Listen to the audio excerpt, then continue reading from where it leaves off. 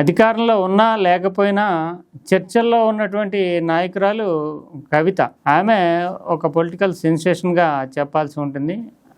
తాజాగా కేసు నుంచి విముక్తమయ్యాక, మద్యం కేసు నుంచి బయటకు వచ్చిన తర్వాత ఆమె చకచక రాజకీయంగా ముందుకు వెళ్ళడానికి పావులు కదుపుతున్నారు. మీడియా పరంగా మద్దతును కూడగట్టేటటువంటి ప్రయత్నాలు చేస్తూ ఉన్నారు. తాజాగా ఆమె ఆంధ్రజ్యోతి పత్రికకి సుదీర్ఘమైనటువంటి ఇంటర్వ్యూ ఇస్తూ తన వ్యూహం ఎలా ఉండబోతోంది, తాను ఏ అంశాల ప్రాతిపదిక మీద బీఆర్ఎస్కి ఆల్టర్నేటివ్గా కాంగ్రెస్ బీజేపీని ఎదుర్కోబోతున్నది అనేటటువంటి పొలిటికల్ స్ట్రాటజీని సంకేతప్రాయంగా వెల్లడించారు.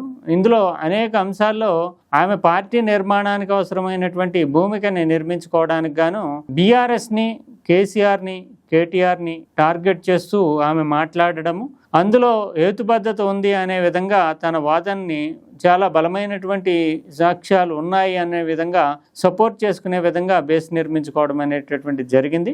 మే మొదటి వారంలోనే తన పార్టీని పెట్టబోతున్నానని చెప్పడమే కాకుండా తెలంగాణ ఫస్ట్ నినాదంతో తన పార్టీ రాబోతోంది. ఇప్పుడు రాష్ట్రంలో ఉన్నటువంటి 3 పార్టీలు జాతీయ పార్టీల కిందే లెక్క. తెలంగాణ అస్తిత్వానికి, తెలంగాణ కోసం నిలబడేటటువంటి పార్టీ ఏదీ లేదు అంటూ తేల్చి చెప్పడం ద్వారా బీఆర్ఎస్ని కూడా ఒక రకంగా కాంగ్రెస్, బీజేపీల పక్కనే కూర్చోబెట్టేసి వాళ్ళతోటే కలిపేసి తన పార్టీ ఒకటే రాష్ట్రం పార్టీ అనేటటువంటి భావన కల్పించడానికి ఆమె స్ట్రాటజికల్గా కదలికలు చేస్తున్నారు అనే దానికి ఈ ఇంటర్వ్యూని ఒక ఉదాహరణగా చెప్పాల్సి ఉంటుంది. ప్రధానంగా ఈ ఇంటర్వ్యూ సందర్భంగా ఆమె సెంటిమెంటు, అదే సందర్భంలో పొలిటికల్ స్ట్రాటజీస్, ఆంధ్రప్రదేశ్ తోటి ఉండేటటువంటి వివాదాలు, తనకి వివిధ పార్టీలతో అంటే కాంగ్రెస్, బీజేపీ, బీఆర్ఎస్ తోటి ఉండేటటువంటి విభేదాలు, వీటన్నిటిని గురించి తన ఎత్తుగడలు ఎలా ఉండబోతున్నాయి అనే దాన్ని వెల్లడించారు.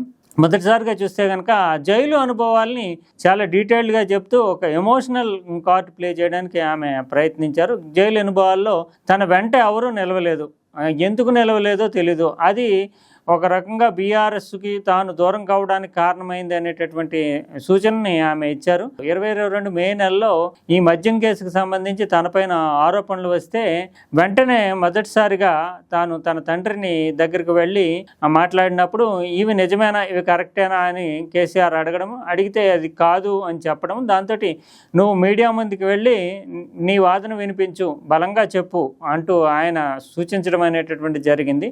కానీ కేసీఆర్ పార్టీ అధినేత, అప్పటికి ముఖ్యమంత్రిగా ఉండటంతో ఆయన చెబితే ఆ మాటకి చాలా బలమైనటువంటి ముద్ర ఉంటుంది కాబట్టి మీరు చెప్పొచ్చు కదా అని తాను రిక్వెస్ట్ చేసినట్లుగా కవిత వెల్లడించారు. ఆ రిక్వెస్ట్ చేస్తే కనుక అవసరం లేదు, నువ్వు పర్వాలేదు, నువ్వు వెళ్ళి చెప్పు సరిపోతుంది అన్నట్లుగా కేసీఆర్ ఒక రకంగా చెప్పాలంటే తన తండ్రే తను కాదంటూ తప్పించుకునే ధోరణిలో వ్యవహరించారు అన్నట్లుగా ఈమె కవిత ఈ సందర్భంగా వెల్లడించారు. ఆ తర్వాత 2024 మార్చిలో తన మీద కేసు పెట్టిన తర్వాత అరెస్టు చేసిన సందర్భంలో అప్పటి నుంచి అంటే తన తండ్రిని తాను సంప్రదించినప్పటి నుంచి 2022 మే నుంచి 2024లో తనను అరెస్ట్ చేసే వరకు ఎవరు కూడా ఈ ఆరోపణల్ని పెద్దగా అంటే అగ్రనాయకులు కేసీఆర్, కేటీఆర్ లాంటి వాళ్ళు ఎవరు ఖండించలేదు. తర్వాత తను జైలుకి వెళ్ళినప్పుడు కూడా తనకి గట్టి మద్దతు లభించలేదు.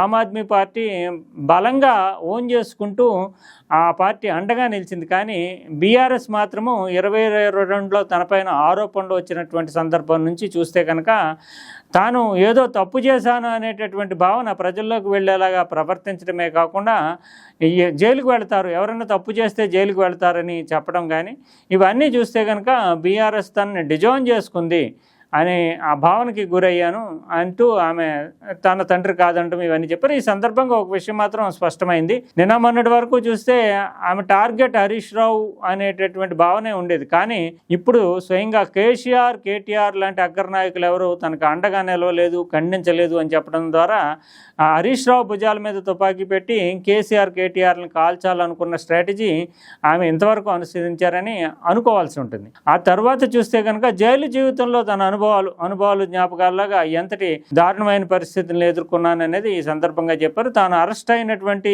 తన జైల్లో పెట్టినటువంటి తిహార్ జైల్లో మొదటి రోజైతే ఒకసారిగా తన బీపీ 180కి చేరిపోయిందని, అప్పటికి తన కుమారుడు ఇంటర్మీడియట్ పరీక్షలకు అటెండ్ అవుతున్నాడు, ఆ టెన్షన్ ఒకటి ఉండేదని, 15 రోజుల పాటు అయితే తనకి చాలా దారుణమైనటువంటి, కఠినమైనటువంటి పరిస్థితుల్ని జైల్లో చవిచూశానని, 15 కేజీల బరువు తగ్గిపోయానని చెప్పి ఆమె వెల్లడించడమే కాకుండా అసలు 3 నెలల పాటు చాలా ఇబ్బందికరమైనటువంటి పరిస్థితుల్ని ఎదుర్కోవాల్సి వచ్చింది అని, తనకంటే కూడా దారుణంగా ఉన్నటువంటి ఖైదీలు అక్కడ ఉండడాన్ని చూశానని, ఈ మొత్తం విధానంలో జైలు జీవితం అనేటటువంటిది ఒక నరకప్రాయంగా ఉంటుంది అనే దానికి తిహార్ జైల్లో తాను అనుభవించినటువంటి శిక్ష ఒక నిదర్శనగా నిలిచిందంటూ, అదే సందర్భంగా తాను రియలైజేషన్ అయ్యి అసలు జైలు విధానాల్లో సంస్కరణలు తీసుకురావాల్సినటువంటి అవసరం ఉంది అనేటటువంటి నిర్ణయానికి వచ్చాను అంటూ ఆమె తన భవిష్యత్తులో జైలు ఖైదీల సంస్కరణలకు సంబంధించి, జైలుల్లో సంస్కరణలకు సంబంధించి కృషి చేస్తాననేటటువంటి భావాన్ని ఈ సందర్భంగా వ్యక్తం చేశారు. ఏదేమైనప్పటికీ ఆ జైలు జీవితం అంటే దాదాపు ఆమె మార్చి 15 అరెస్ట్ అయితే 2024 మార్చి 15 ఆగస్టు 27ని విడుదలయ్యారు 2024లో. అంటే దాదాపు 5 నెలల పైచిలకు ఆమె జైలు జీవితాన్ని గడిపారు. ఆ తర్వాత బయలు వచ్చిన తర్వాత ఇటీవలే ఢిల్లీ కోర్టు ఆమె నిర్దోషి అందరూ కూడా కేసుని కొట్టేసేటటువంటి పరిస్థితి ఏర్పడింది. ఇది ఓవరాల్గా ఈ సందర్భంగా బీఆర్ఎస్ ఓన్ చేసుకోకపోవడము, బీఆర్ఎస్ అగ్రనాయకులైనటువంటి కేసీఆర్ కేటీఆర్ తనను దూరం పెట్టడము, ఇటువంటి అనేక విషయాలు చెప్తేనే జైలు జీవితానికి సంబంధించినటువంటి డీటెయిల్స్ కూడా ఆమె వెల్లడించారు. దీంట్ మీద ఇంతవరకు కూడా బీఆర్ఎస్ నుంచి ఏ రకమైనటువంటి స్పందన కనిపించలేదు. ఎందుకంటే ఆమె ప్రస్తావిస్తున్నటువంటి పేర్లు స్వయంగా కేటీఆర్ కేసీఆర్నే ఉద్దేశించి ఆమె వ్యాఖ్యలు చేయడంతో అటు నుంచి ఇంకెవరు కూడా స్పందించేటటువంటి పరిస్థితి లేదు. కనుక కేసీఆర్ కేటీఆర్ ఈ విషయంలో అంటే కుటుంబ సెంటిమెంట్ ముడిపడి ఉంటుంది, ఆమె పార్టీ ప్రయత్నాలు చేసుకుంటూ ఉంటుంది. ఈ నేపథ్యంలో ఆమె వ్యాఖ్యలను అంటే అండగా నిలవలేదు, ఎవరు తనను ఖండించలేదు. ఆమ్ ఆద్మీ పార్టీ మనీష్ సిసోడియాని ఓన్ చేసుకుంటూ చివరి వరకు పోరాడింది. తాను మాత్రం దాదాపు ఒంటరి పోరాటం చేశాననేటటువంటి భావన వ్యక్తం చేయడం అనేటటువంటిది జరిగింది. దీన్ని బీఆర్ఎస్ శ్రేణులు ఎలా చూస్తాయి, బీఆర్ఎస్ నుంచి వివరణ ఏమైనా వస్తుందా లేదంటే ఆమె చెప్పినటువంటి మాటల్ని పరిగణనలో తీసుకోవాలా అనేది వేచి చూడాలి.